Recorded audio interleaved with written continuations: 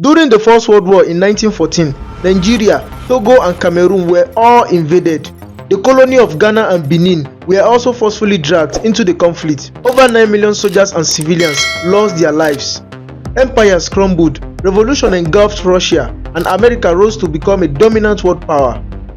To fully understand why this happened, let's take a look back in history.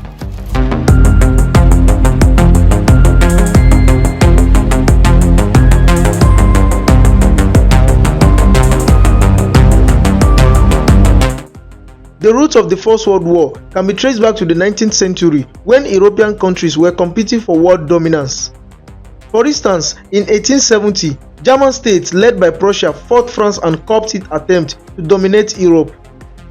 After the war, Prussia and other German states united to form the German Empire and allied itself with neighboring Austria-Hungary and Italy. Seeing this, France started looking for an ally against Germany, and in the 1890s, it formed an economic and military alliance with Russia and the Great Britain. Over the next few decades, European empires continued to create alliances and informal agreements as they competed for power and colonial territories around the globe. Then in 1908, the dual monarchy of Austria-Hungary annexed Bosnia and Herzegovina, which was previously under the control of the Ottoman Empire. Serbia wasn't happy with the annexation as it wished to control the territory. Serbia was now looking for a way to punish Austria-Hungary, and on June 28, 1914, a Serbian terrorist group known as the Black Hand sponsored an assassination plot to kill the heir of Austria-Hungary, Archduke Franz Ferdinand, and his wife Sophie, while on an official visit to Sarajevo, capital of the Austrian province in Bosnia. Then on July 28, Austria-Hungary declared war on Serbia to avenge the assassination, effectively beginning the First World War.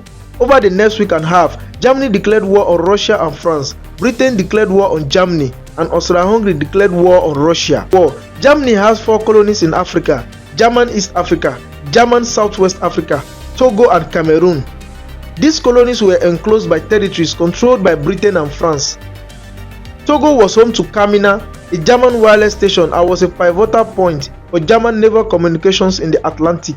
It was able to link all of Germany's African colonies with Berlin. This enabled it to send reports of Allied naval movements around the coast of Africa. The British feared this would put troop ships from Australia, New Zealand and South Africa in danger of attack. Togo was then invaded and conquered by the combined forces of the British and French from Ghana, Nigeria, Benin and the Gambia. After taking what is now Togo from the Germans with little resistance, the British and French went after the German colony of Cameroon, but they encountered surprisingly tough resistance from the Germans, whose rank included colonies with military experience and African troops they had trained.